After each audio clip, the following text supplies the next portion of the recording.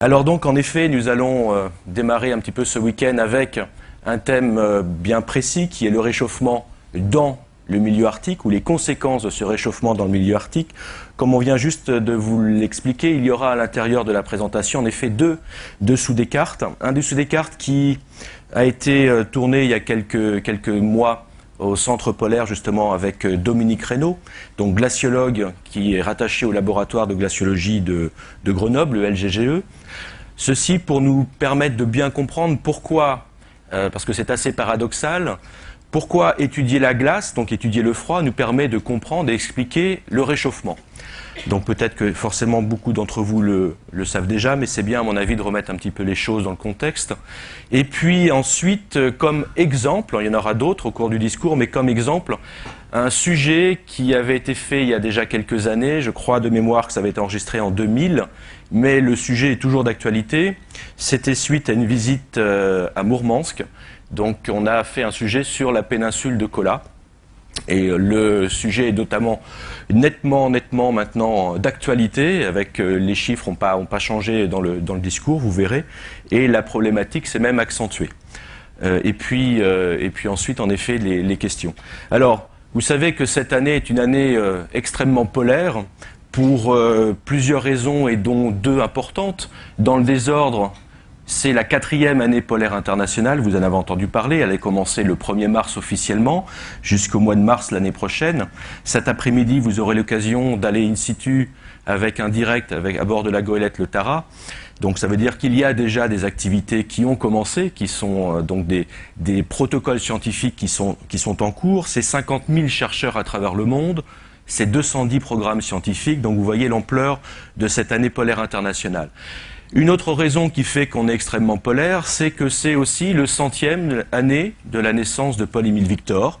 Donc, en tout cas, une référence dans le milieu polaire. Quand on dit Taziev, on pense tout de suite à volcan, et quand on dit Paul-Émile Victor, c'est évidemment les régions polaires. Ce sont les expéditions polaires françaises. Donc, un siècle, 1907-1995.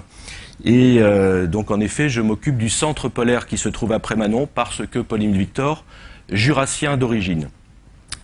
Et nous travaillons en collaboration avec la famille Victor et notamment avec Jean-Christophe Victor, donc sur notamment l'émission Le Dessous des cartes. Alors, dans un premier temps, ce que je vous propose, eh bien, c'est déjà peut-être de définir exactement ce que c'est que l'arcticité. Et vous allez voir que c'est pas forcément si simple que ça de définir l'Arctique. Alors, on a déjà tous, évidemment, des images dans la tête, les fameuses aurores boréales, les fameux icebergs. Ça, tout le monde, même sans avoir été dans les régions polaires, on a tous des références comme celle-ci. Alors, avec une petite nuance, c'est que là, vous voyez un iceberg prisonnier de la banquise, donc c'est-à-dire deux choses complètement différentes. Et simplement, eh bien, pour montrer qu'on peut avoir pas mal d'erreurs dans notre discours, c'est qu'on a souvent tendance à parler des 1/10 de la partie non visible, eh bien vous voyez que c'est pas tout à fait juste. Ça dépend si on parle de la hauteur ou si on parle du volume, les chiffres n'étant pas les mêmes. En tout cas, les 1/10, vous voyez qu'ils sont quand même un petit peu réduits.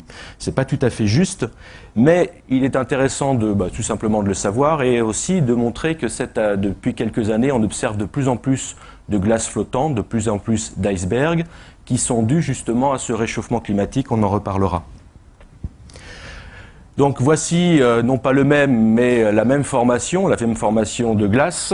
Donc ici, nous sommes en été, donc ces fameux icebergs glace libre qui se promènent au gré des courants marins et aériens, qui sont un danger pour la navigation. Donc on a compris que si il y a de plus en plus d'icebergs, il y a donc de plus en plus de dangers potentiels pour peut-être une marine marchande qui peut se développer dans les régions arctiques si le réchauffement le permet.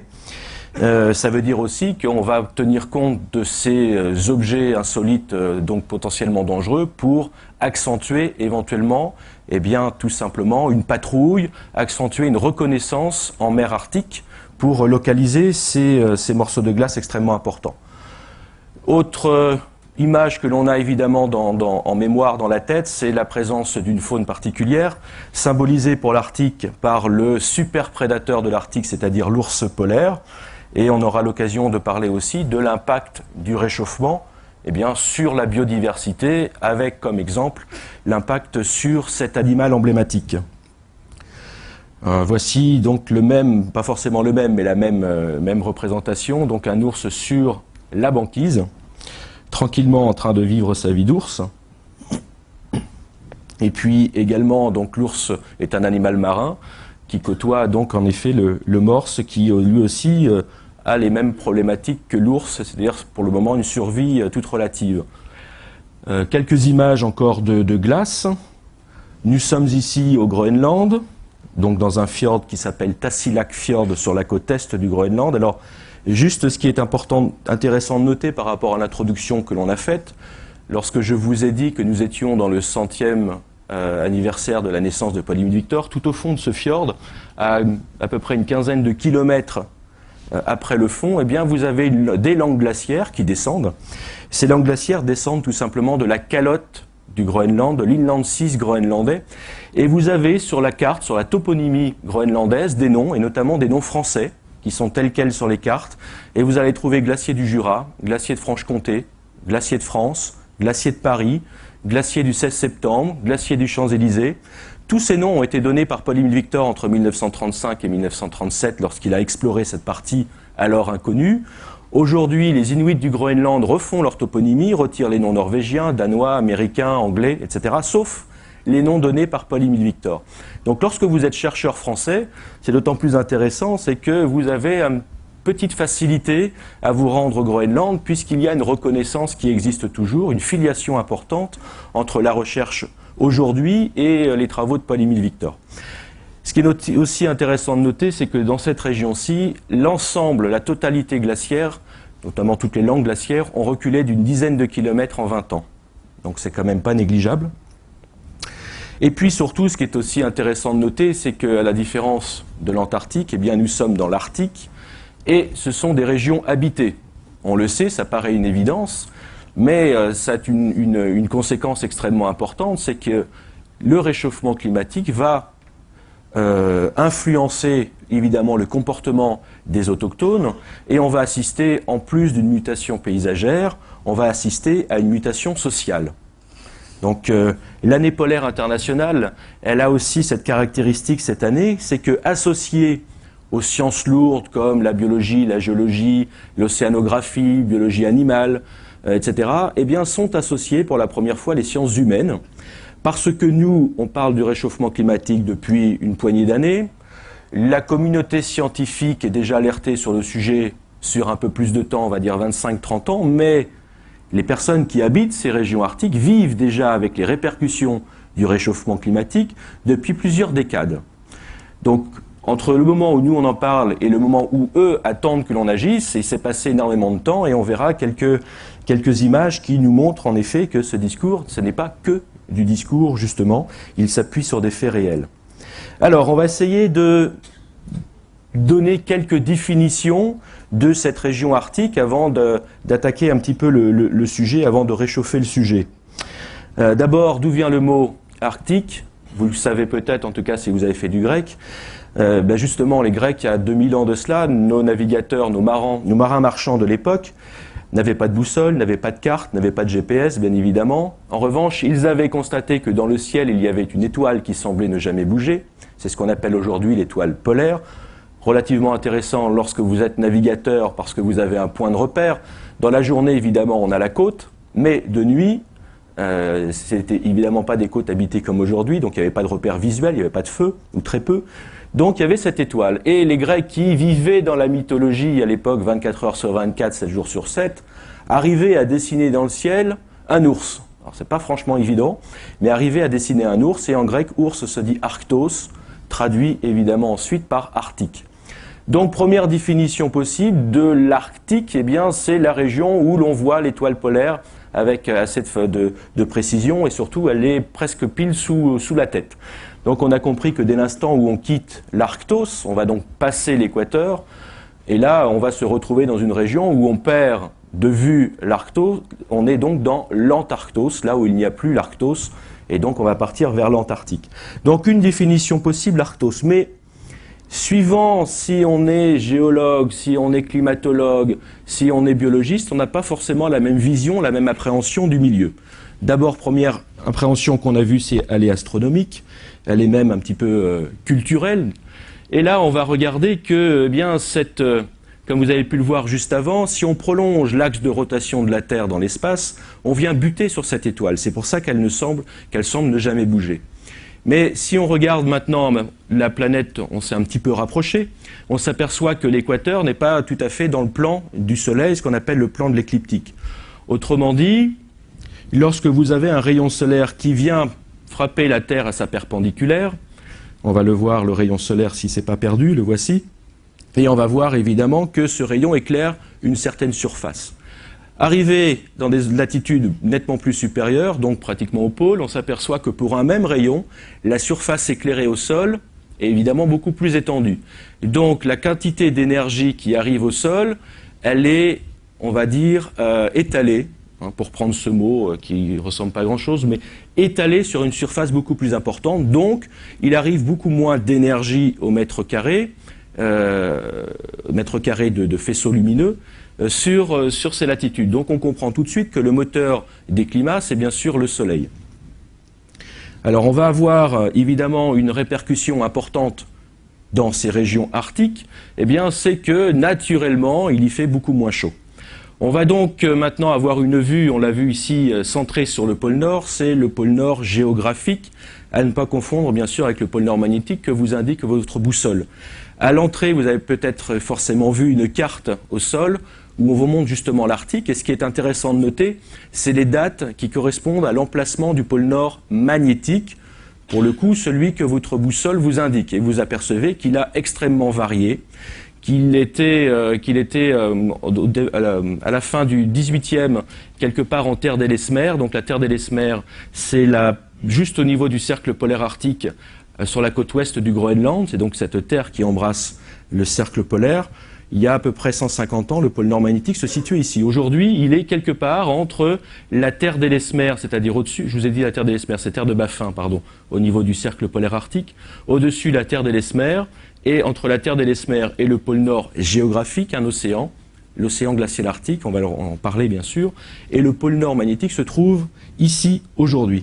Cet océan, eh bien, il se trouve confiné à l'intérieur d'un cercle qu'on appelle le cercle polaire arctique, qui est une autre définition possible de l'arcticité. C'est-à-dire que dès l'instant où vous passez ce cercle, eh bien, vous êtes dans l'Arctique. Vous pourrez penser que ça suffit pour expliquer un petit peu géographiquement cette zone. Et dès l'instant où vous êtes en dessous de ce cercle, évidemment, vous êtes juste à la limite dans une zone subarctique avant de quitter complètement la notion d'arcticité. Comment est-ce qu'on a tracé ce cercle polaire? Eh bien simplement en utilisant les solstices d'été et solstices d'hiver. C'est-à-dire qu'au 21 ou 22 juin, le soleil ne se couche jamais dans cette zone. Et on a tracé un point sur la carte qui indique que le 21 juin, le soleil ne se couche pas. Et quand on fait sur 24 heures, évidemment, on suit cette zone de transition, on s'aperçoit qu'on dessine un cercle parfait sur notre planète, c'est le cercle polaire arctique. Lorsque nous sommes sur le cercle polaire, eh bien nous sommes à 2606 km du pôle Nord géographique, donc c'est pour vous dire que finalement la région arctique représente une surface extrêmement importante, c'est grosso modo 21 millions de kilomètres carrés. 21 millions de kilomètres carrés concernés par toute la climatologie arctique. Donc on recommence un petit graphique pour vous montrer de manière bien précise ce fameux cercle dessiné sur la carte. Et une fois qu'on a dessiné ce cercle, on s'aperçoit qu'il se trouve à 66 degrés 33 minutes nord. Merci. Donc nous avons tracé le cercle polaire arctique après avoir parlé de l'Arctos. Le voici vu de satellite débarrassé de tous ces nuages. Débarrassé même des océans, on voit directement le fond, et vous voyez que la limite jour-nuit s'incurve vers le pôle, vers les hautes latitudes, et en fait l'extrémité de cette zone, au nord, symbolise le cercle polaire arctique. Donc on voit bien que lorsque la Terre fait un tour complet, on peut dessiner en effet un cercle parfait au 21 juin, et évidemment au 21 décembre, le jour où le soleil ne se lève plus, on recommence et on retombe sur le cercle polaire arctique. Donc voici une très belle carte qui nous a été prêtée par le GREA, le groupe de recherche en écologie arctique, qui nous montre une autre manière d'appréhender un petit peu la partie nord de notre planète. Ici, nous sommes en hiver pour nous montrer que, comme je vous le disais, au-delà du cercle polaire arctique, eh bien, on est quand même dans un pays relativement recouvert de neige, ce qui devrait suffire au discours de dire que nous sommes dans l'Arctique. Lorsque vous êtes justement à l'intérieur de ce cercle, et même au point extrême de la planète, c'est-à-dire le pôle nord géographique, vous voyez qu'on est à 89 degrés 59 minutes 999 secondes, donc on est à quelques centimètres du pôle nord géographique, le point le plus ultime de la planète, le plus nord. Alors, on n'arrive pas très bien à caler le pôle, on utilise donc un GPS, vous voyez bien, mais comme nous sommes sur une banquise, est-ce que cette banquise est posée sur la mer? Cette banquise suit les mouvements de la mer. Donc ça veut dire que la banquise dérive, puisqu'il y a des courants marins dessous. Donc lorsque vous êtes solidaire de cette banquise, vous êtes posé dessus, eh bien vous bougez avec elle. Ce qui fait que vous restez peu de temps finalement au pôle nord géographique. Grâce au GPS, vous pouvez toutes les 5-10 minutes le retrouver, mais vous comprenez bien qu'on ne peut pas y rester indéfiniment. Déjà, il faut qu'il y ait de la banquise. Lorsque vous êtes au pôle nord géographique, encore une fois, ça permet d'appréhender un petit peu la géographie physique et de voir que nous sommes quand même éloignés de beaucoup de choses. Quelques distances qui nous sont ici proposées, Washington, Moscou et Berlin, vous voyez qu'on est à chaque fois au-dessus des 3500 km. Et lorsque vous êtes au pôle nord géographique, en imaginant une seconde qu'on fait abstraction de cette fameuse banquise dont on va reparler. Lorsque vous mettez votre drapeau de gloire au pôle nord géographique, sous vos pieds, il y a 4019 mètres d'eau. Le fond de l'océan se trouve à moins 4000 mètres. Et lorsque vous vous promenez sur l'océan glacial arctique, vous avez un petit peu tendance à oublier que dessous, vous avez quand même une certaine quantité d'eau, et que cette eau, elle est toujours présente, et que de plus en plus, eh bien, on la met en évidence, on peut la voir. On a dit tout à l'heure, vous vous souvenez de la photo où on voyait ce qu'on appellerait chez nous un cairn, mais qui s'appelle un Inukshuk, c'est-à-dire une représentation d'hommes avec des pierres, eh bien que cette région est habitée. Alors on imagine toujours des blizzards, on imagine toujours de la glace, des conditions extrêmement difficiles, mais les hommes sont installés depuis extrêmement longtemps dans ces régions. La colonisation des zones polaires ont commencé il y a à peu près 12-14 000 ans. À l'époque, les premiers colonisateurs ont traversé, donc qui étaient des nomades, ont traversé le détroit de Bering à pied. Le détroit de Bering qui se trouve donc le détroit qui sépare la Russie de l'Alaska, ont traversé à pied sans aucun problème. Le niveau de la mer était à l'époque 120-130 mètres plus bas qu'aujourd'hui. Donc la colonisation s'est faite par le nord. Ça veut dire qu'évidemment les conditions climatiques étaient nettement meilleures, a priori, qu'aujourd'hui. Et qu'il y avait encore suffisamment de glace un peu partout sur la planète pour que le niveau des mers eh bien, soit plus bas. Toujours pour bien montrer la zone où nous nous situons, eh bien, en effet pas mal de mers qui correspondent à chaque fois eh bien, à l'histoire de l'exploration de ces régions qui a commencé très tôt. Une histoire qui a d'abord été géographique pour devenir ensuite scientifique. Donc le détroit de Bering avec la mer de Bering et évidemment au centre, centré, l'océan glacial arctique qui est le plus petit océan de la planète. Je vous le disais encore autour de ces mers, eh bien sur les côtes, sur les côtes et à l'intérieur des terres, au-delà du cercle polaire, on a des communautés que vous connaissez de nom. Les Sams qu'on appelle souvent chez nous à tort des Lapons, pour eux c'est un mot péjoratif, donc sur la Scandinavie. Donc les Lenets, les Lutgals, les Yakuts, les Even, les Koryaks et les Tchouks, tous ces noms vous les connaissez certainement. On a toujours un petit peu de mal à les placer. Pour la simple et bonne raison, c'est qu'il faut imaginer qu'à l'origine, toutes ces communautés sont a priori des communautés nomades. D'accord ? Alors, et puis de l'autre côté, les Inuits, on en a encore oublié plein sur cette carte, mais en revanche, vous voyez qu'il existe une continuité, un continuum inuit sur tout le nord de l'Amérique, ça va du Groenland jusqu'aux Aléoutes, où en effet, la langue a priori une base commune. Donc vous êtes Inuit de Groenland, vous pouvez vous exprimer, vous faire comprendre si vous allez en Alaska. Ce qui prouve en effet que l'origine est commune de toutes ces communautés, en tout cas sur le nord américain.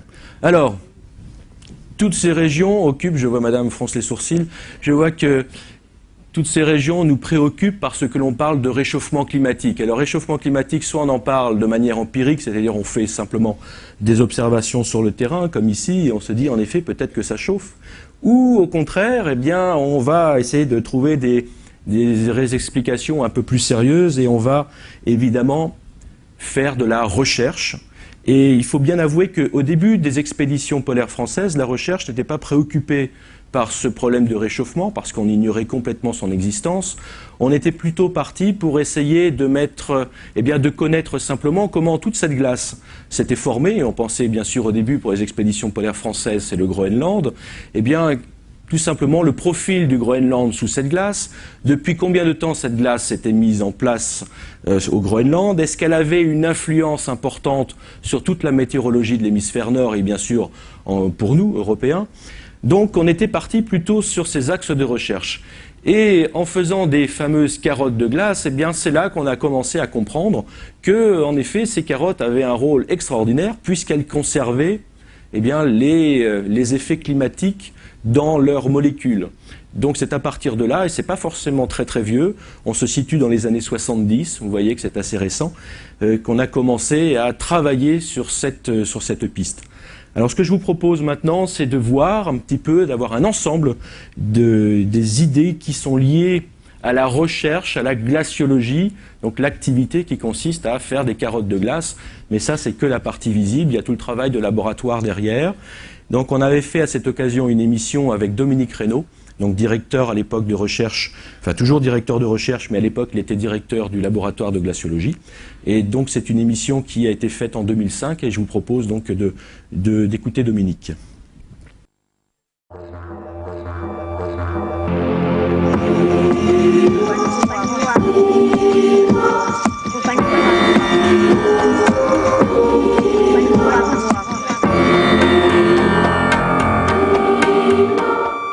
Bonsoir. Le réchauffement de notre climat est une préoccupation grandissante et pour approfondir ce sujet, nous nous sommes installés au centre polaire du Haut-Jura, dans le village de Prémanon, près de la frontière suisse, pour accueillir un glaciologue qui est Dominique Reynaud. Bonjour. Bonjour. Vous êtes glaciologue, vous êtes directeur de recherche au CNRS, au laboratoire de glaciologie et de géophysique de l'environnement de Grenoble. Ça sert à quoi la glaciologie? C'est quoi la glaciologie? Alors la glaciologie, c'est l'étude des glaces.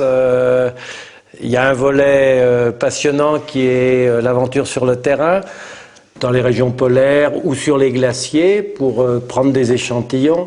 C'est aussi faire un travail scientifique dans un laboratoire.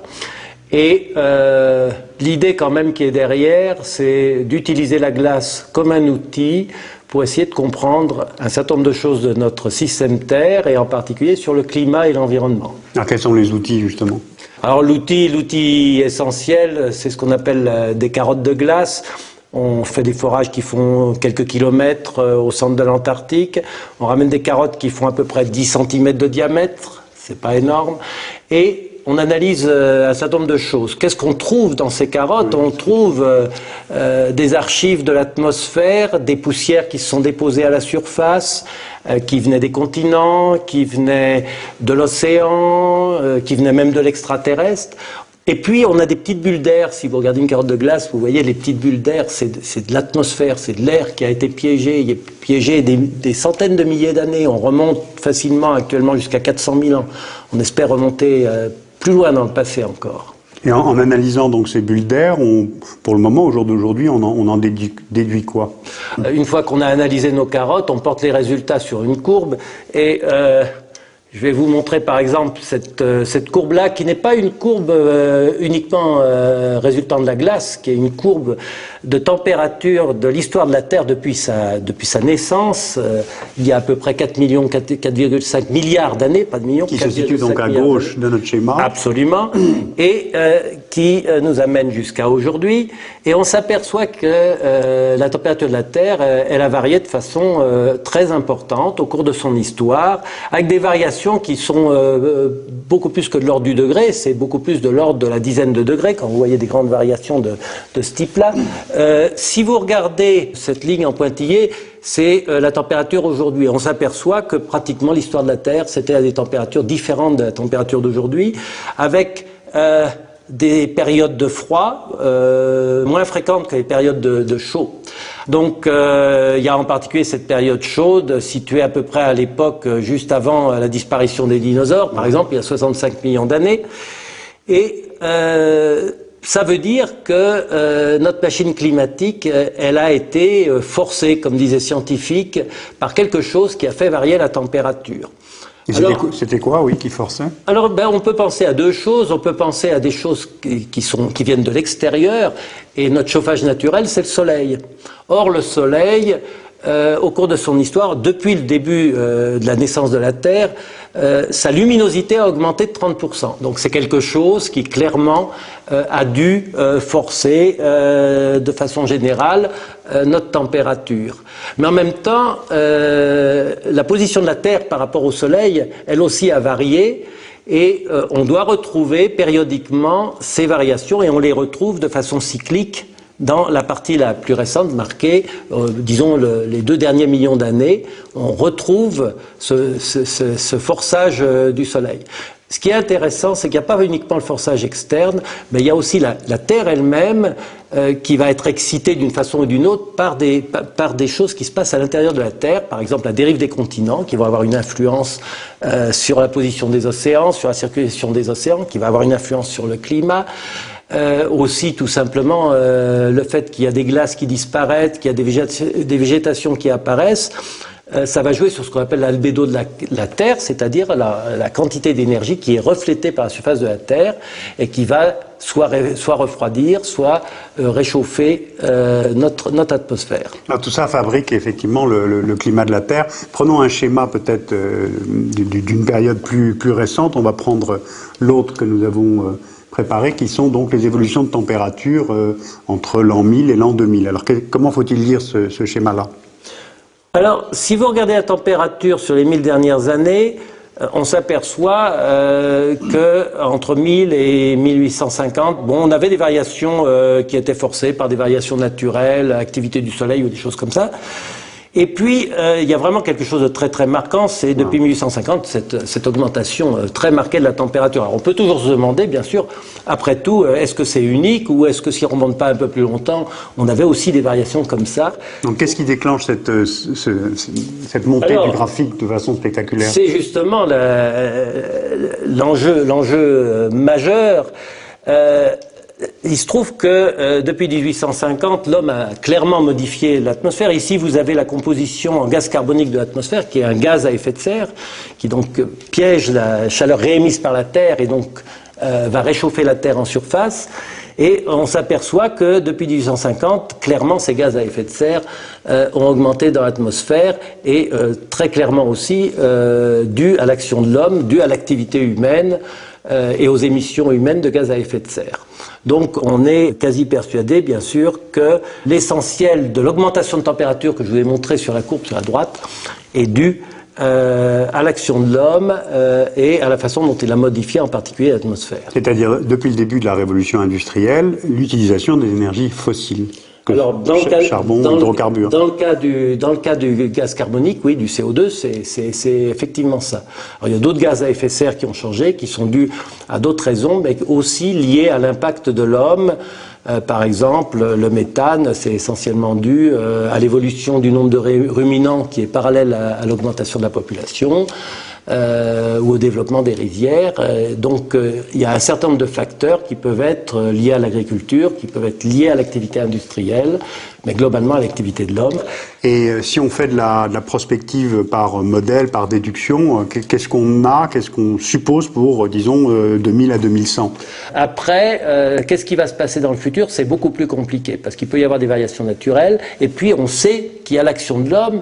Et un des problèmes, c'est comment l'homme va réguler son action. Alors, si vous essayez de faire un peu de prospective à partir de ce qu'il y a de mieux aujourd'hui en termes de modèles qui permettent de calculer ou de prévoir les variations de température, on s'aperçoit que 2100, donc vos enfants, vos petits-enfants, verront la température augmenter, disons en gros entre, vous voyez, quasiment 2 degrés et 6 degrés, là je simplifie. Hypothèse basse, c'est 2 degrés minimum. Ouais, 1,5, 2 degrés, hypothèse haute, 6 degrés. Je vous rappelle quand même que 6 degrés, que 5 degrés par exemple, c'est ce que la nature fait en 10 000 ans. Quand on passe d'un régime glaciaire où le nord est englacé avec de grandes calottes à une époque comme l'époque actuelle, et que ça met 10 000 ans pour la nature à faire ce passage. Et là, ici, on met 100 ans, 150 ans. L'homme, c'est 150 ans là-dessus. Je voudrais quand même insister sur une chose, c'est que vous voyez, vous avez une grande fourchette, là-dedans il y a des incertitudes de calcul, et puis la moitié de la fourchette, c'est ce que l'homme peut faire lui-même en régulant. Donc l'homme n'est pas complètement... De toute façon, les conséquences même de 2 degrés sont considérables. C'est donc véritablement à nous de changer les modèles de croissance, faire pression sur les modèles économiques, sur les élus. Oui, d'une part, et d'autre part, 2 degrés, bon, c'est jouable, je veux dire, probablement l'humanité est capable facilement, mais il y aura toujours des gagnants et des perdants, si vous parlez en termes d'agriculture. Ce qu'il faut voir, c'est que les perdants, ça va être dur. Moi, je pense en particulier à un continent comme l'Afrique, avec les problèmes d'aridité qui vraisemblablement vont aller croissant. On va avoir des déséquilibres. Les problèmes réels, ils vont être dans les équilibres entre les différents continents, entre le nord et le sud. C'est beaucoup plus à ce niveau-là, à mon avis, qu'on se posait les problèmes sérieux. De toute façon, c'est à nous d'agir. Merci en tout cas pour cet éclairage et de nous avoir montré ces schémas. Si vous voulez approfondir ces données qui n'ont été qu'évoquées, vous pouvez aller sur le site du laboratoire de glaciologie. Vous en trouverez l'adresse sur le site dessous des cartes à Arte. Donc merci pour cet éclairage, Dominique Reynaud, et je vous dis à bientôt. Voilà, donc c'était Dominique Reynaud qui nous expliquait un petit peu comment était le fondement de cette glaciologie. Sachez que dans le discours, Dominique nous parle d'une courbe de température qui permet de retracer 400 000 ans d'archives climatiques. Sachez qu'aujourd'hui, donc en 2007, nous avons 800 000 ans d'archives climatiques disponibles, que le laboratoire de glaciologie en collaboration avec les équipes russes, un forage Vostok notamment, plus un forage franco-italien qui se trouve à Concordia. Nous sommes descendus jusqu'à 3000, quand je dis nous, les scientifiques sont descendus jusqu'à 3900 mètres de profondeur, ce qui nous donne 800 000 ans d'archives climatiques. Et la courbe que vous avez vue tout à l'heure dans le reportage, eh bien, se prolonge avec les mêmes minima et les mêmes maxima sur 800 000 ans, ce qui permet de mettre en évidence que, en effet, les périodes glaciaires et interglaciaires se succèdent, se répètent. Mais, encore une fois, dans une échelle de temps géologique. Alors, cette courbe m'a été confiée justement par Dominique pour nous montrer les influences de ce fameux réchauffement à l'échelle planétaire. C'est ici donc le niveau des mers, pour nous expliquer qu'en effet, lorsque on libère de la glace, donc de la glace solide, on la libère en la faisant fondre et en donnant de l'eau, eh bien cette eau va se libérer et va se retrouver mélangée à en tout cas à tous les océans, à la mer planétaire, provoquant un niveau des montées des eaux, niveau du montée des eaux qui se fait proportionnellement à la vitesse de fonte. Je dis bien de la glace et pas de la banquise. On entend souvent cette erreur de croire que lorsque l'on fait fondre la banquise, le niveau des mers augmente. Absolument pas. Lorsque la banquise fond, elle occupe simplement, l'eau qui résulte de cette fonte occupe simplement la place que la banquise avait au départ. Donc elle comble simplement le manque. Donc le niveau des mers ne monte pas. Le niveau des mers monte, en revanche aujourd'hui, ça c'est déjà une constatation, vous en avez entendu parler, on n'a pas encore commencé en tout cas à appréhender ce phénomène de fonte de glacier. Pour le moment, c'est plutôt la dilatation des mers due au réchauffement qui s'exprime, à savoir que l'eau chaude occupe plus de place que l'eau froide. Donc, dès l'instant où vous chauffez de l'eau, elle se dilate, et c'est ce qui se passe aujourd'hui sur notre planète. De manière naturelle, l'équateur étant plus chaud, le niveau des mers est plus haut qu'aux régions polaires. Et cette différence se situe entre 3 et 4 mètres, et c'est ce qui explique notamment la mise en place des courants marins. Donc vous voyez que tout ça est lié. Alors, on va revenir maintenant sur un sujet bien plus précis, qui est l'Arctique proprement dit. On a vu tout à l'heure où on se situait sur le globe, donc on est bien au-dessous de l'étoile polaire. Cette région arctique est occupée, en tout cas cet océan glacial arctique est occupé par cette fameuse banquise. Et vous avez aussi entendu dire que cette banquise disparaissait actuellement, fondée au rythme de 3% de sa surface par an en moins. Donc la diminution constatée aujourd'hui, c'est 3%. Alors, comment est-ce qu'on peut appréhender une telle diminution? Quelles sont les méthodes de calcul?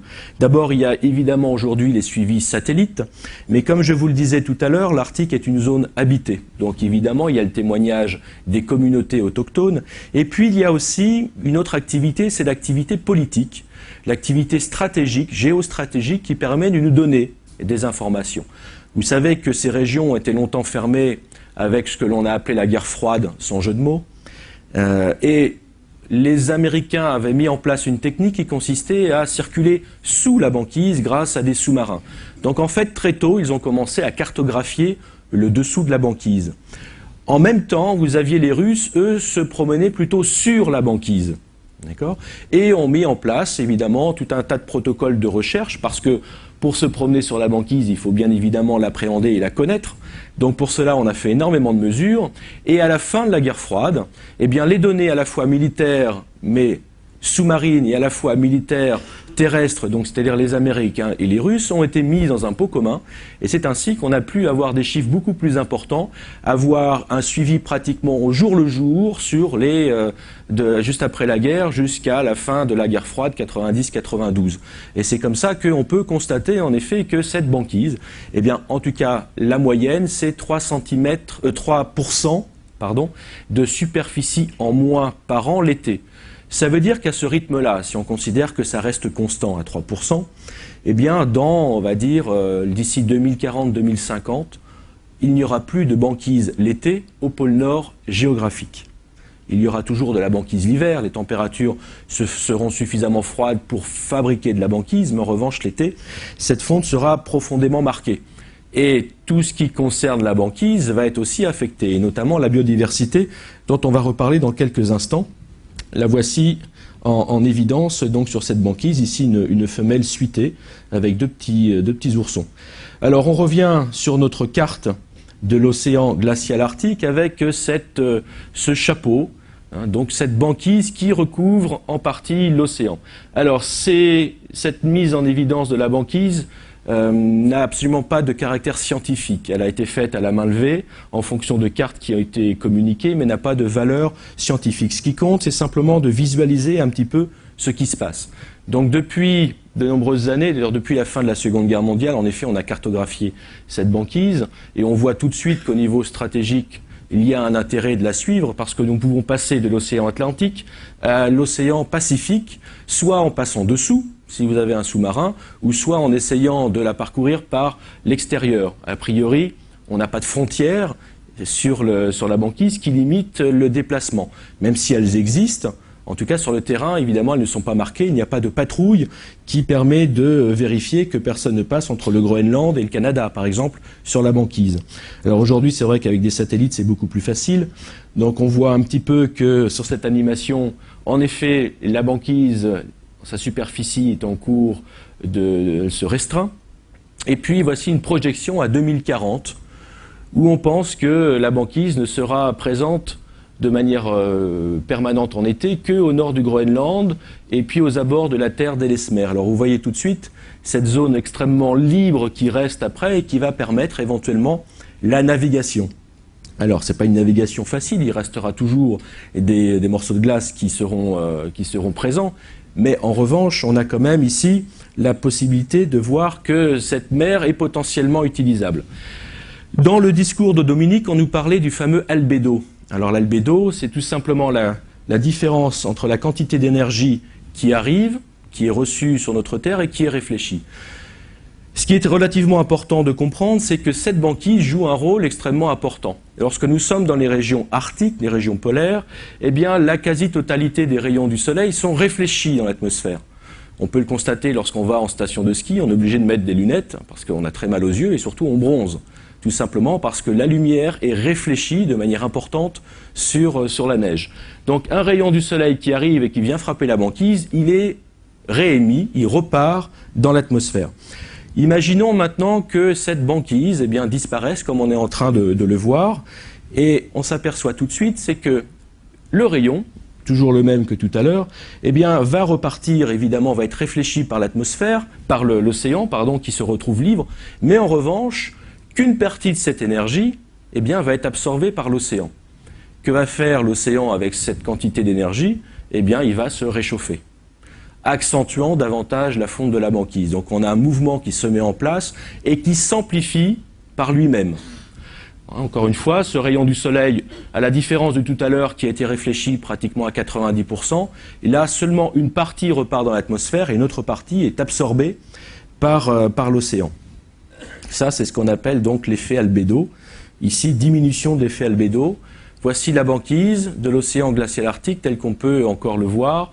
Il s'agit d'une expédition touristique, on en reparlera, dont le but est d'atteindre le pôle Nord géographique. Ça, c'est encore possible. Dans quelques années, en été, ce sera plus possible. Alors vous allez me dire, est-ce qu'il y a un intérêt réel à se promener sur la banquise et aller au pôle Nord géographique? Ça, j'ai pas forcément la réponse, même si j'ai ma petite idée. Ensuite, on a la glace qui se trouve, la glace de terre, les glaciers notamment. Donc vous avez compris, un iceberg, c'est un morceau de glace qui se détache d'un glacier.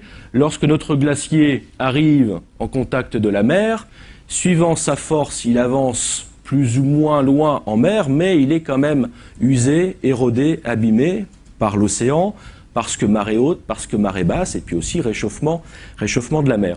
Donc notre morceau de glace est attaqué, se retrouve libéré, et c'est ce qu'on appelle un iceberg. Donc ça veut dire qu'en ce moment, il y a énormément de libération de glace, c'est ce qu'on appelle le vélage de la glace, fabrication d'un iceberg. Donc on est dans une phase où les glaciers sont en train de reculer parce qu'ils perdent. On a vu le morceau qui s'est détaché, donc le glacier a reculé d'autant. Donc ils perdent énormément de glace. Ça veut dire qu'un jour ou l'autre, évidemment, à force de reculer, ils vont arriver complètement sur la Terre, et là, il n'y aura plus d'iceberg. D'accord ? Donc on a une période, on va dire une petite période de transition. Les voici, donc ces fameux icebergs. Donc vous voyez, il y a de toutes les tailles. Ici, c'est une photo qui a été prise sur la côte est du Groenland. Voici cette banquise en plein hiver. Alors on peut déjà constater qu'on est dans un milieu finalement qui ressemble un petit peu au milieu alpin, extrêmement montagneux. C'est une photo de terre de Baffin avec au fond, au milieu, un fjord rempli de banquise. Donc on imagine très bien qu'à ce niveau-là, en effet, la lumière qui arrive et qui vient frapper la banquise, eh bien, est réémise pratiquement dans sa globalité. À la différence du schéma tout à l'heure où lorsque cette banquise commence à se fracturer, les rayons du soleil arrivent donc à pénétrer dans l'océan glacial arctique. Donc juste histoire de se resituer un tout petit peu. Maintenant, une autre notion qui permet aussi de revenir sur la notion de définition de l'arcticité, c'est ce que l'on appelle le pergélisol. Le pergélisol, c'est le sol qui reste gelé toute l'année. Ça, c'est une définition en géologie. C'est le sol qui reste gelé, a priori, on est encore plus précis en géologie, c'est sur 2 ans. Donc le sol qui reste gelé toute l'année et qui ne dégèle pas pendant 2 ans, c'est ce qu'on appelle le pergélisol, ou en anglais permafrost. D'ailleurs, le mot anglais est plus juste, parce que quand on dit pergélisol, c'est pas le sol tel que les pédologues l'imaginent. Donc là, pour nous, c'est tout ce qui concerne le sol, c'est-à-dire ça peut être la terre, ça peut être le support cristallin, c'est absolument tout. Dès l'instant où ce sol est gelé, vous êtes sur le pergélisol, vous êtes dans une région arctique. Ça, c'est une notion en géologie. Donc on a vu l'Arctos, on a vu le cercle polaire arctique. Et bien pour les géologues, il s'agit de ce sol. Sachez que lorsque vous êtes, par exemple, au Groenland, le sol reste gelé toute l'année sur 400 mètres de profondeur. Lorsque vous êtes en Sibérie, par exemple, le sol reste gelé toute l'année sur 1500 mètres de profondeur.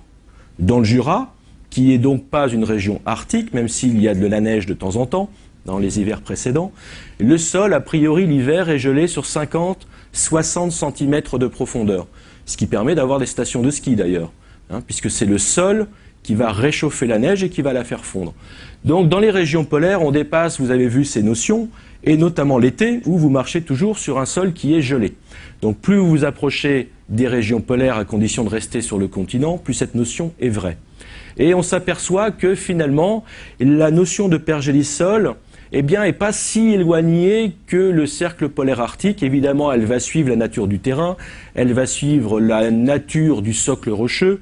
Vous avez des roches qui sont plus ou moins gélivres que d'autres, qui conduisent plus ou moins le froid ou la chaleur. Et donc, on va avoir j'ai toujours envie de dire permafrost, ce pergélisol qui va passer un coup au-dessus, qui va passer un coup en dessous, le cercle polaire arctique. D'accord ? Donc, si on mélange les deux notions, eh bien, on est sûr d'avoir cette notion d'arcticité.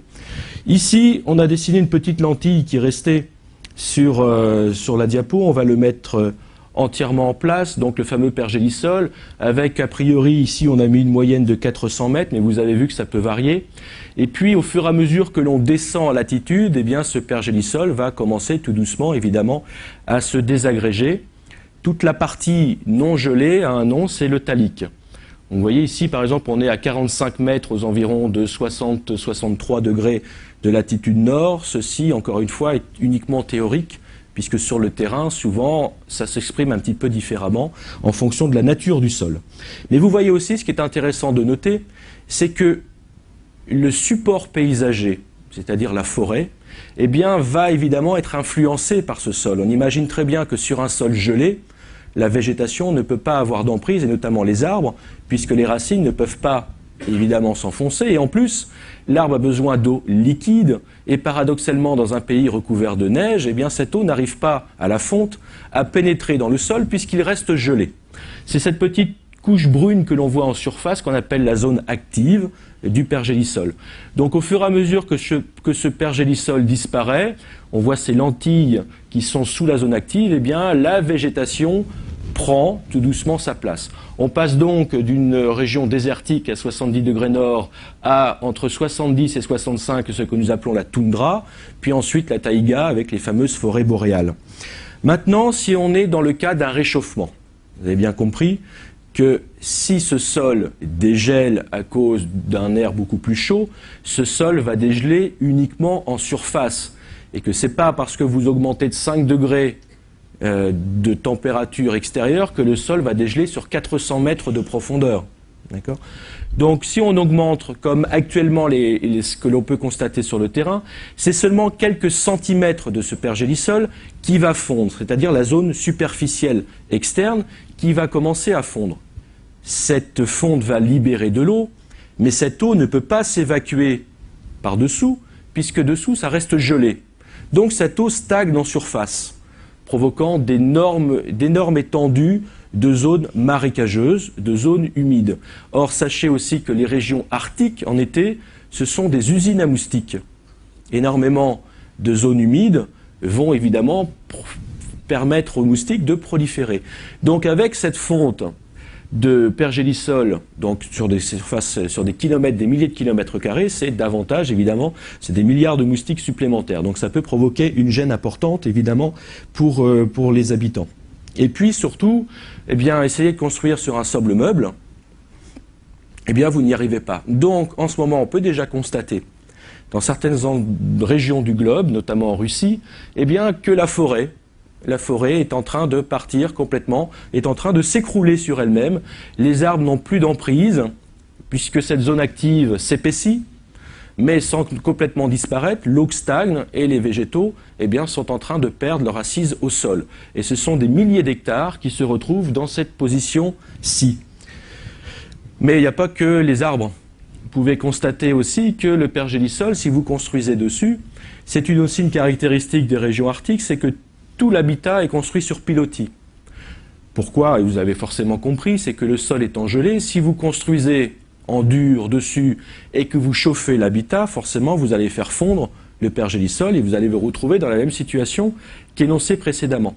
Donc les habitats sont construits sur pilotis, mais encore une fois du pilotis sur un sol meuble, eh bien voici le résultat, il n'y a pas grand-chose qui tient. Donc là, c'est un cas un petit peu extrême, puisque en plus se rajoute là-dessus l'érosion provoquée par les océans sur la mer, puisque les océans se retrouvent libres de glace à peu près un mois et demi plus tôt, et se retrouvent prisonniers de la glace, de la banquise, donc un mois et demi plus tard, ça veut dire que les océans ont une action érosive plus importante au cours de l'année, c'est-à-dire facilement 3 mois de plus. Donc action érosive sur 3 mois de plus associée à la fonte du pergélisol, on a une côte qui est en train de changer de caractère, qui est en train de se redessiner. Alors, comme autre exemple, eh bien, je vous propose d'aller en Russie, d'aller pas très loin de l'Europe, finalement, dans un port qui s'appelle Mourmansk, que vous connaissez certainement, et ça va permettre de nous parler un petit peu après des routes marchandes qui se retrouvent potentiellement utilisables grâce ou à cause, suivant la position que l'on prend, à cause de ce réchauffement climatique. Donc un documentaire qui avait été fait à l'époque en 2000, mais qui est toujours d'actualité. Donc je vous propose celui-ci pour le moment.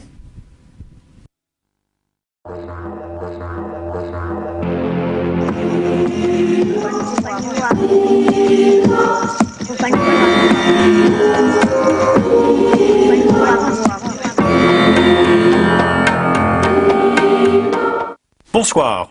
Aujourd'hui, nous allons nous concentrer sur une région peu connue, tout à fait au nord de l'Europe, une région préservée, pure, faite de blanc et de propreté, comblant très bien nos fantasmes de balade en traîneau et de civilisation du Renne.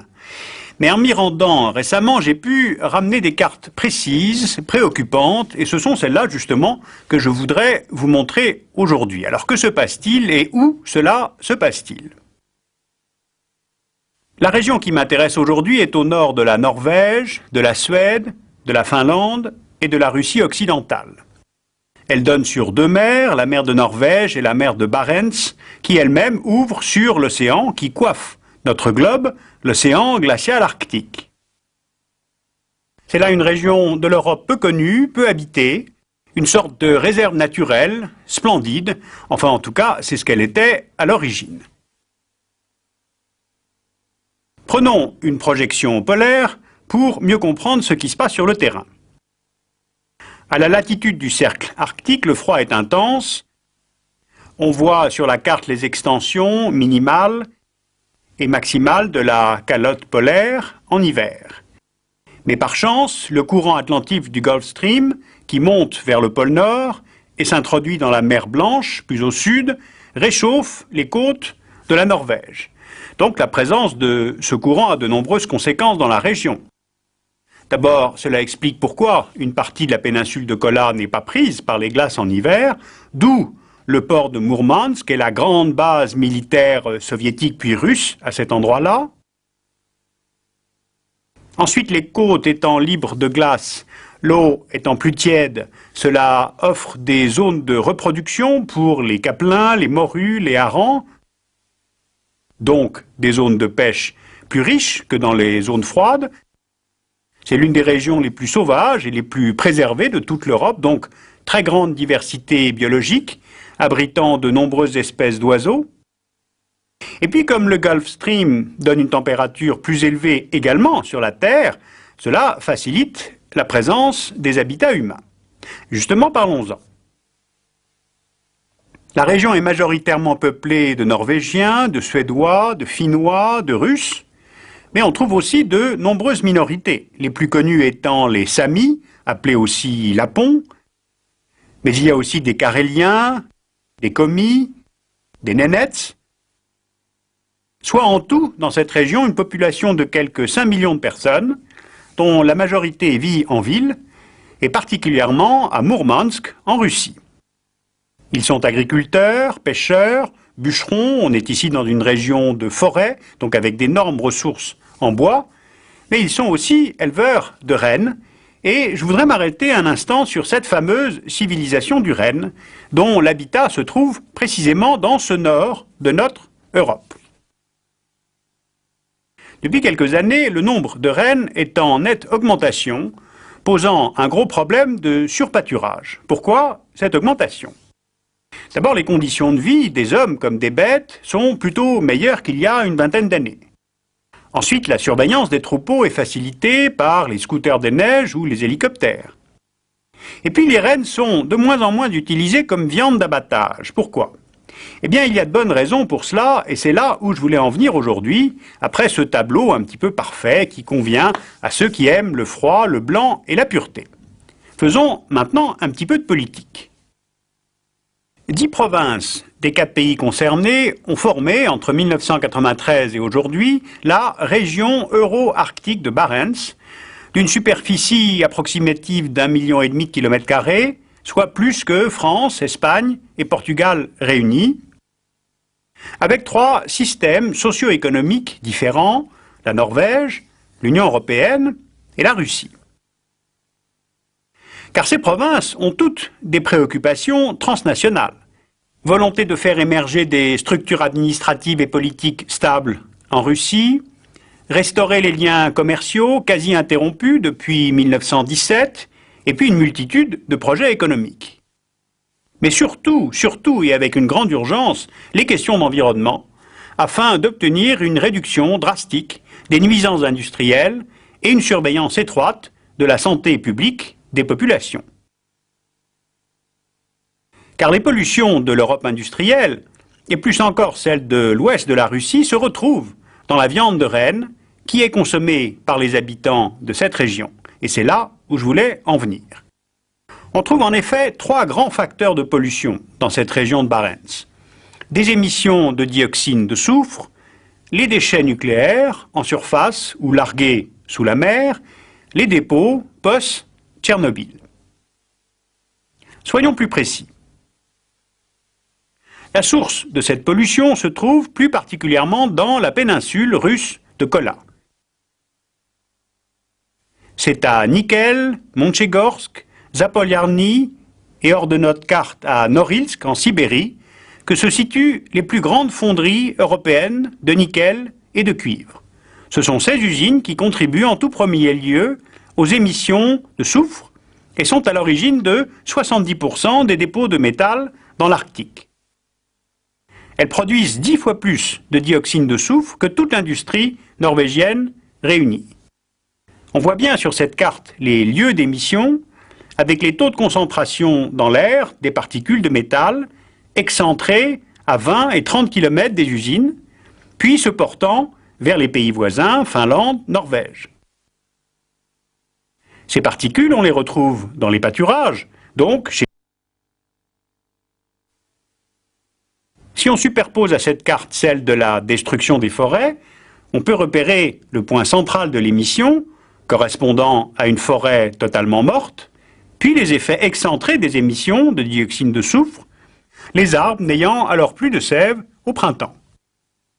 Pour lutter contre cette situation catastrophique, la région administrative de Barents a mis en route un programme de gestion de l'environnement pour cartographier les émissions de dioxine de soufre venant de la péninsule de Kola. Ce sont ces cartes que je vous montre aujourd'hui. Mais aussi, ce programme doit mesurer les conséquences sur la faune, la flore et surtout, bien sûr, les populations du nord de la Norvège, Finlande, Kola, en étudiant les impacts sur la santé, à savoir concrètement allergies diverses, maladies des poumons, maladies respiratoires, très haut niveau de nickel dans les urines et asthme très développé. À cela s'ajoute un autre cadeau pour cette région aussi belle. Regardons maintenant en effet la carte de la pollution nucléaire qui est particulièrement marquée dans cette région. Il y a les retombées de Tchernobyl en 1986, les tests soviétiques de bombes nucléaires en atmosphère entre 1950 et 1980, des dizaines de sous-marins et de navires de surface à propulsion nucléaire qui sont en train de pourrir dans le port militaire de Mourmansk. Donc, on a de futures émanations qui sont à attendre. Et enfin, on sait maintenant qu'ont été largués des déchets nucléaires en mer, près de la côte, puis plus au large, en mer de Barents. Si on regarde l'île de la Nouvelle-Zambie, on y repère plusieurs zones d'immersion de déchets radioactifs. Dans la baie de Blago-Puluchia, 650 containers radioactifs coulés.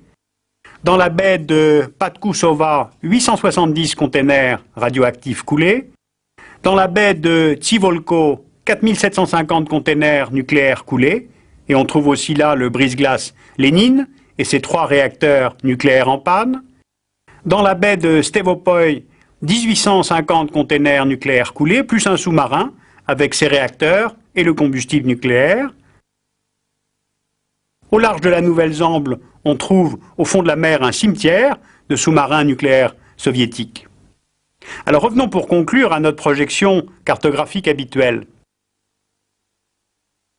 La Finlande a rejoint l'Union européenne en 1995 et donc par le biais de ce pays nordique, nous avons désormais une frontière en commun avec la Russie. Cela impose un certain nombre de responsabilités et une façon assez nettement différente de voir les problèmes de voisinage.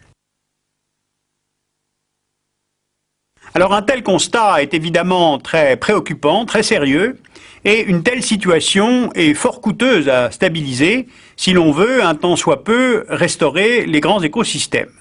Les plus grands contributeurs financiers à ce nettoyage nucléaire sont l'Union européenne, les États-Unis et surtout la Norvège, où l'on dit que la situation à Kola est un, je cite, Tchernobyl au ralenti.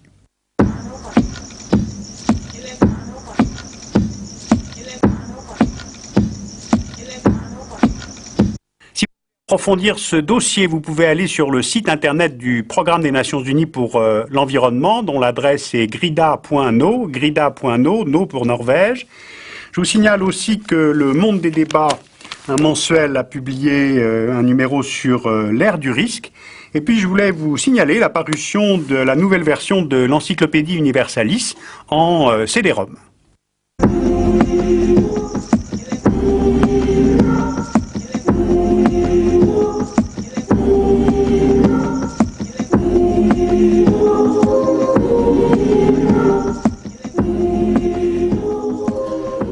Oui, alors comme vous dites, c'est pas réjouissant.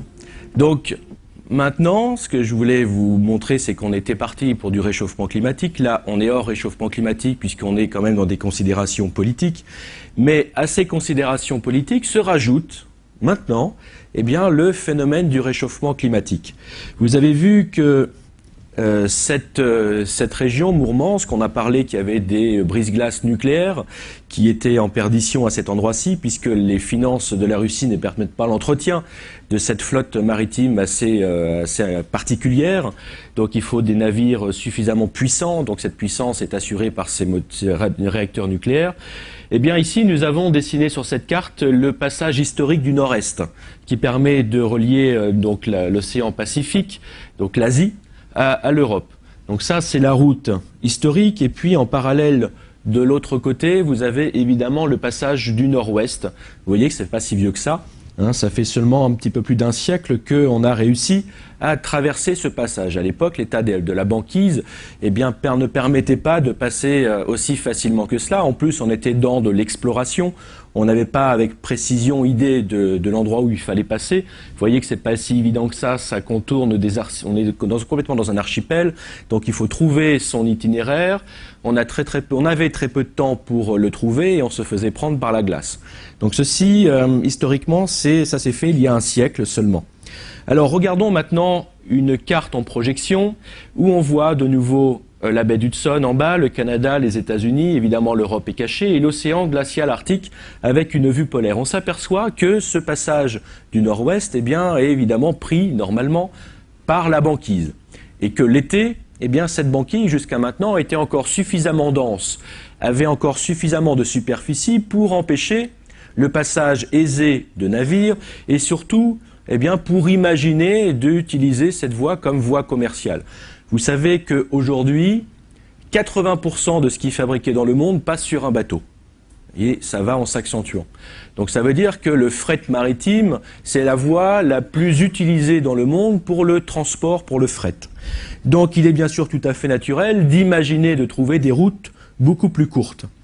Maintenant, avec le fameux réchauffement climatique, voici une projection du même endroit, donc ça c'est 2006, de cet océan glacial arctique. On voit en effet qu'en plein été, eh bien, le nord du Canada se retrouve quasiment libéré de banquise, et que finalement ce fameux passage de ce détroit de Bering, ce passage, eh bien finalement n'est pas si compliqué que ça, en apparence en tout cas, pour imaginer un passage entre l'Atlantique et puis le Pacifique. Alors quel est l'intérêt de cette histoire-là? Eh bien vous le voyez tout de suite, c'est que lorsqu'on est à fretteur de bateau, lorsqu'on est propriétaire de bateau ou lorsqu'on fait simplement de la navigation, eh bien, on a pris sur cette carte 3 routes possibles pour relier Londres au Japon. Et on s'aperçoit que les passages un petit peu traditionnels d'aujourd'hui, depuis qu'ils existent, en tout cas le canal de Suez et le canal de Panama, permet évidemment d'éviter de passer par le sud de l'Afrique. On voit que si on fait Londres-Osaka par le canal de Suez, il nous faut quand même quelque chose comme 15 000 km pour réaliser cette route. Si en revanche, on fait Londres-Osaka par le canal de Panama, eh bien là, on voit qu'on est à 23 000 km, c'est un peu plus loin. Mais, je me suis trompé, mais c'est pas grave, vous avez tous rectifié. Mais que, avec ce passage, en tout cas ce nouveau passage du nord-ouest, eh bien par rapport aux distances que l'on voit affichées, on est nettement en dessous et que l'on gagne pratiquement 8000 km entre le plus long et puis le plus court. Donc ça veut dire que si vous êtes propriétaire d'un bateau, comme ce bateau dont on parle, les bateaux commerciaux, eh bien vous allez faire plus de rotation dans l'année. Que si vous êtes assureur, vous allez baisser vos primes d'assurance, mais comme vous allez faire plus de rotation, vous allez gagner davantage. Et si vous, en revanche, vous mettez vos containers sur le bateau, eh bien ça va vous coûter moins cher puisque les primes d'assurance sont moins importantes. Et peut-être qu'en plus, vous pourrez faire plusieurs rotations dans l'année. Donc vous voyez tout de suite l'intérêt financier eh bien, de l'ouverture de ce nouveau passage, dit passage du Nord-Ouest ou passage alternatif.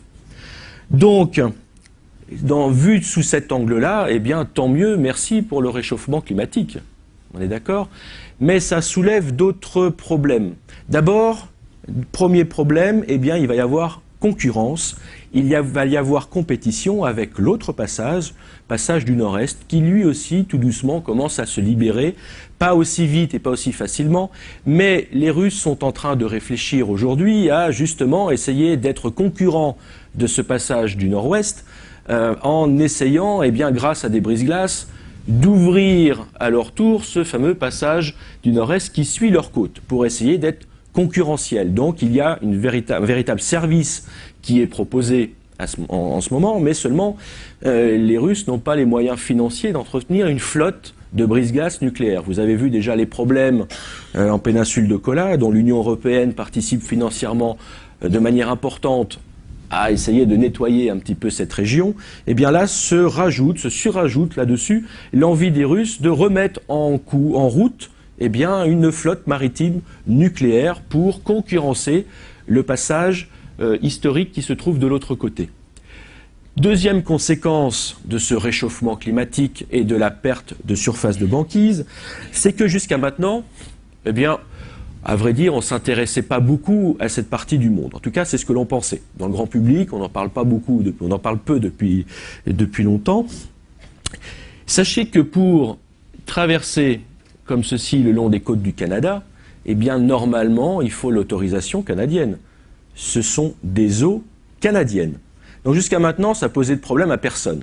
C'est un découpage qui date de 1920, c'est le traité de Paris, qui nous dit que eh bien, si on prend l'extrémité de chaque pays, qu'on tire un trait tout droit vers le pôle Nord, le camembert ainsi délimité appartient au pays qui est en face. En 1980 est arrivé un autre traité qui s'appelle le traité de Montego Bay.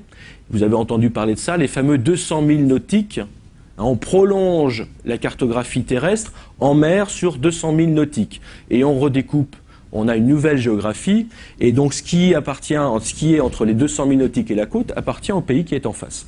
Ce qui fait que l'océan glacial arctique n'a pas échappé à ce découpage, et qu'au jour d'aujourd'hui, le pôle Nord géographique, lui, se trouve en zone internationale.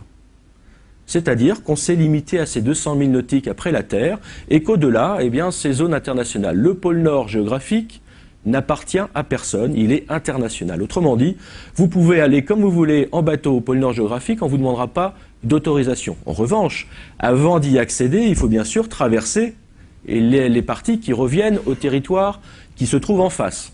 Donc si vous êtes russe, ça ne pose pas de problème, vous êtes dans vos eaux sur 200 000 nautiques et après vous allez jusqu'au pôle Nord géographique sans aucun souci. En revanche, vous êtes russe et vous voulez partir du Canada, là il faut des autorisations particulières. Maintenant, vous savez aussi qu'en Alaska, eh bien, il y a des réserves de pétrole extrêmement importantes. Notamment certaines sont exploitées et arrivent sur la côte ouest, donc au Pacifique, grâce à des pipelines ou grâce à des supertankers, sont déchargés, retraversent les États-Unis de part en part pour aller être utilisés de l'autre côté, donc dans l'État de Washington par exemple. Maintenant, vous êtes américain, vous vous dites tout ça a un coût, tout ça prend des risques, un risque d'accident, et si on partait directement de l'Alaska pour aller directement charger, en passant donc par le passage du nord-ouest, directement décharger sur la côte, eh bien sur la côte est des États-Unis. Là, vous gagnez du temps et vous gagnez des manœuvres. Seulement pour cela, il faut que vos bateaux traversent les côtes canadiennes, les eaux canadiennes. Eh bien, depuis quelques années, les Américains sont en train de mettre une pression extraordinaire sur Ottawa pour les obliger à libérer ces côtes, ces mers, et de dire que l'océan glacial arctique qui touche les côtes canadiennes sont en fait des eaux internationales. Jusqu'à maintenant, ça posait de soucis à personne. Tout le monde considérait que, en effet, ces eaux étaient canadiennes. Mais voilà, depuis quelques années, ça a changé. Vous vous souvenez peut-être aussi que le 1er avril 1999, un nouveau territoire est né au Canada. C'est comme si une nouvelle région naissait du jour au lendemain en France. On coupe par exemple la région de Franche-Comté en deux et on obtient une nouvelle région. Eh bien au Canada, on a séparé le fameux territoire du Nord-Ouest, on l'a coupé en deux pour former ce qu'on appelle le Nunavut, qui veut dire notre terre, en langue kalaalite. Et les Inuits, les peuples autochtones qui étaient sur ce territoire, ont revendiqué l'appartenance de ce territoire. Donc le Canada a rétrocédé ces terres. Et en 1999, Jacques Chirac a été faire un discours lors de cette inauguration officielle de ce territoire, pour la simple et bonne raison, c'est que vous avez une communauté francophone extrêmement importante. Eh bien, le jour où on a donné ces terres, on a redonné ces terres qui revenaient de droit à ces peuples autochtones, on a évidemment redonné avec les océans, les mers et les richesses qui vont avec, en sachant qu'évidemment le gouvernement canadien récupère une partie des royalties tirées des richesses de ce continent. Il ne faut pas quand même exagérer. Et aujourd'hui, les Américains, donc, qui mettent une pression extraordinaire sur Ottawa, fait qu'Ottawa est en train de dire à ces Inuits, eh bien finalement on vous a redonné ces terres il y a maintenant 7 ans, 8 ans, mais que finalement les océans, eh bien on va peut-être vous les retirer. Parce qu'il faut que les navires américains, entre autres, passent. Et sachez que les Français et l'Europe est extrêmement intéressés par l'ouverture de ce passage. Donc là-dedans, on est nombreux, nombreuses communautés participent eh bien, à ce travail d'essayer de libérer ces eaux et d'en faire un passage international. Jusqu'à maintenant, ça posait, comme je vous le disais, pas énormément de soucis. Et les Canadiens patrouillaient. C'est pas des régions extrêmement habitées, donc il faut surveiller donc ces régions. Donc les Canadiens patrouillaient, ce qui était aussi une manière de dire que, eh bien, on était bien sur un territoire canadien, puisque l'armée canadienne, eh bien, patrouillait la marine canadienne patrouillait dans ces eaux. Oui, donc, mais voilà, aujourd'hui, vous n'avez plus seulement des bateaux canadiens, vous avez aussi des bateaux militaires américains qui traversent sans demander d'autorisation aux Canadiens, ce qui les énerve un petit peu, mais c'est simplement pour mettre un petit peu de pression.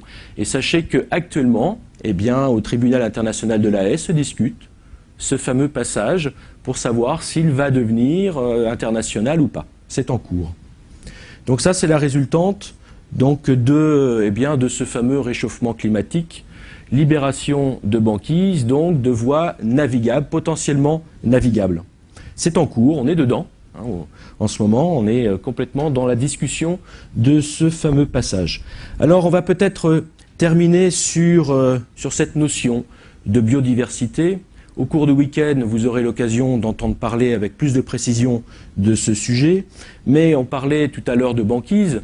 De la même manière, sur le continent, puisque nous avons des habitants, ils ont donc trouvé ici des conditions particulières pour vivre. On pourrait penser pour survivre, mais je dis bien exprès pour vivre. Nous avons d'abord une végétation qui est à la base de tout. Donc ici, vous reconnaissez certainement, juste avant du pavot arctique, ici de l'arnica. Donc nous sommes au Groenland à peu près 50 mètres d'altitude. Ces plantes, on les trouve chez nous, comme le pavot, on le trouve chez nous à 1000 mètres d'altitude. Donc la même végétation se retrouve beaucoup plus basse. Ici, vous avez tout de suite j'ai oublié le mot, mais ça va me revenir, une campanule, pardon. Et puis cette photo, également prêtée par le groupe de recherche en écologie arctique, nous montre justement cette végétation. Vous avez donc à votre gauche, cette carte qui nous montre l'étendue en vert évidemment de la forêt boréale et puis en bleu beaucoup plus clair la fameuse toundra.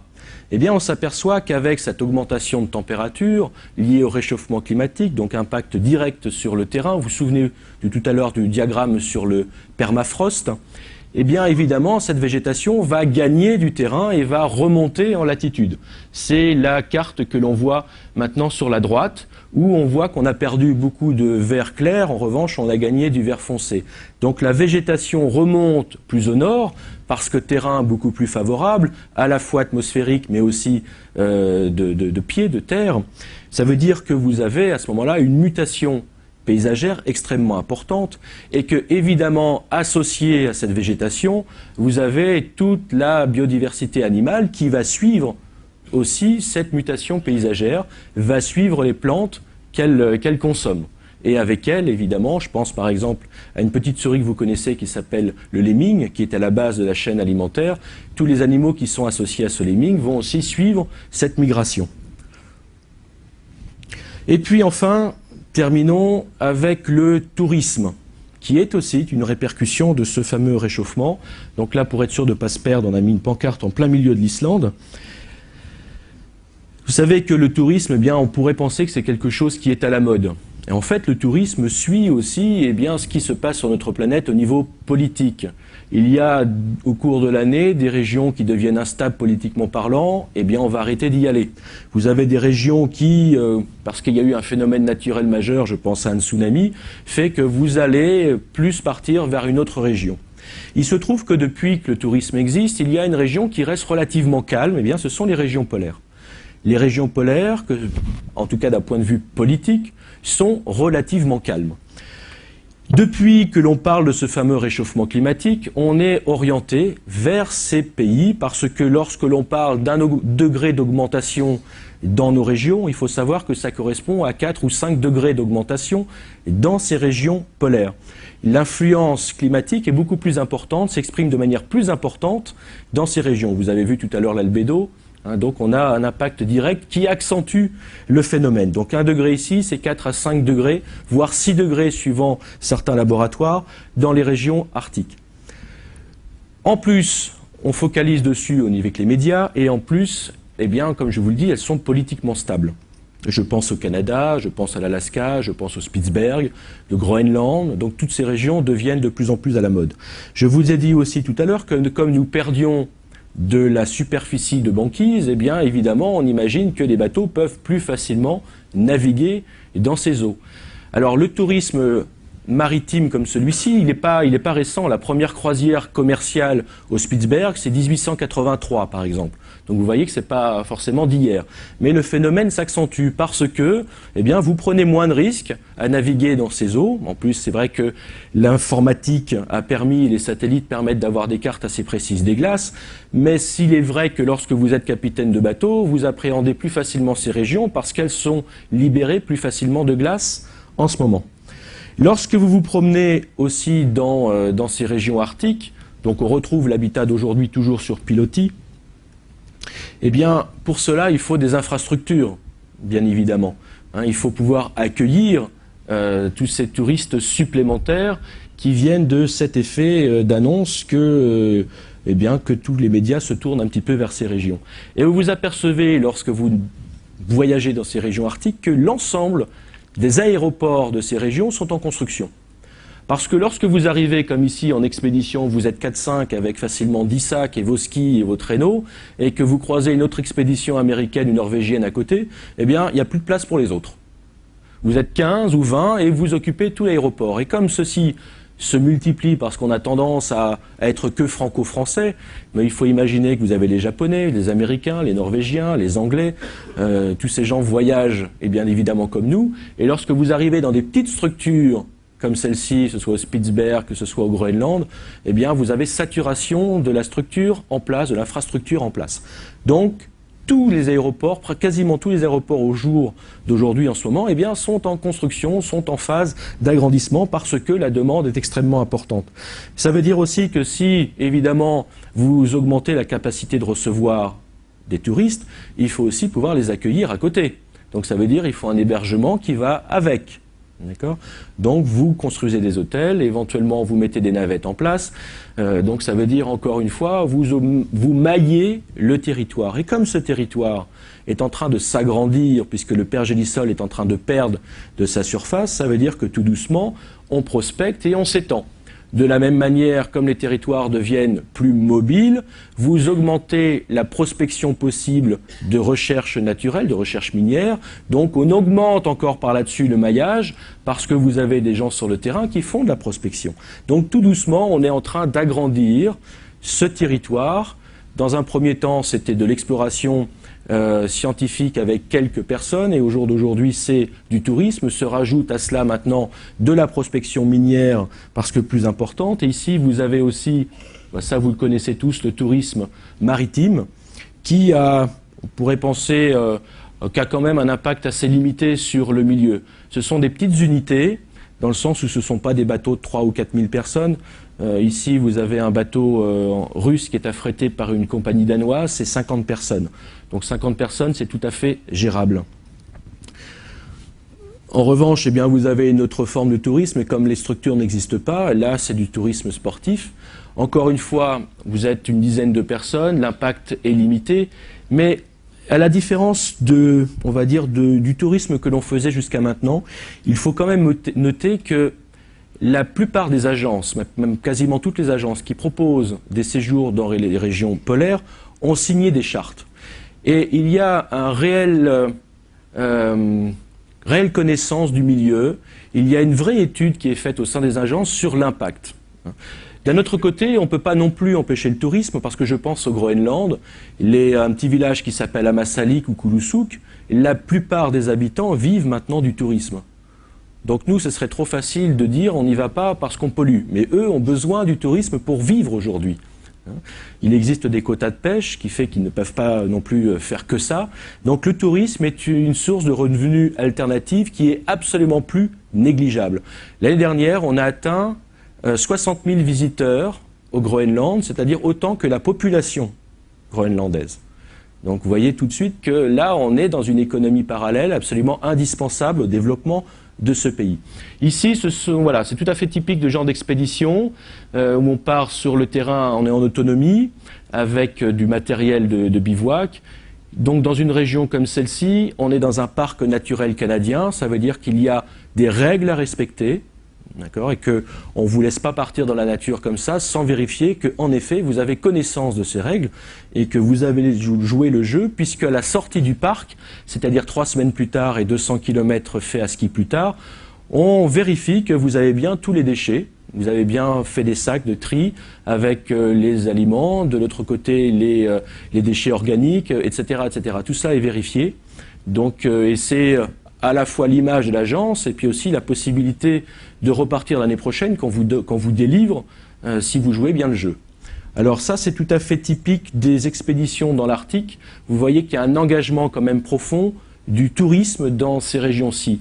Et je reste persuadé, pour l'avoir vécu, c'est que les personnes que l'on emmène dans ces régions, au retour, ont un discours beaucoup plus naturaliste qu'avant de partir. Donc il y a vraiment une prise de connaissance très importante lorsqu'on est comme ça sur le milieu de l'impact que l'on peut faire sur le terrain. Donc on a vu que ce n'était pas si facile que ça de définir l'Arctique, qu'il existe plusieurs critères, que l'Arctique est en pleine mutation en ce moment, à la fois mutation paysagère mais aussi à la mutation sociale comme on l'a vu, que les impacts du milieu, eh bien on en découvre. On en découvre tous les ans, il est à la fois lié à la physique du terrain, vous avez vu avec la notion d'albédo, il est lié avec la politique qui est mise en place et les notions de géostratégie. On a parlé de Mourmansk, mais on pourrait parler de d'autres villes qui sont aussi concernées tout autour de l'Arctique, il n'y en a pas forcément beaucoup, mais c'est une notion non négligeable. On n'a pas parlé notamment d'une base russe qui se trouve sur la banquise et qui permet d'accéder au pôle Nord géographique, qui se met en place normalement tous les ans, mais qui est confrontée au même problème. C'est cette banquise qui tout doucement s'affaiblit, se fragilise. On n'a pas parlé, mais on aurait pu en parler, de la pollution de l'ours, enfin de la pollution qui est répercutée sur l'ours polaire, qui fait qu'aujourd'hui c'est une espèce complètement menacée. Mais si l'ours polaire est menacé, ça veut dire que la chaîne alimentaire dont il appartient, dont il se trouve au sommet, puisque c'est le super prédateur, est donc elle aussi menacée. Donc voilà, c'était à peu près ce que je voulais vous annoncer ce matin. Donc c'est un paysage bien blanc, qui est très joli, mais aussitôt que l'on gratte un tout petit peu, on s'aperçoit qu'il y a quand même énormément de problèmes à venir, des problèmes qui ont déjà pris naissance, mais on fait seulement, en ce moment, voir la partie immergée du problème. Voilà, merci de votre attention.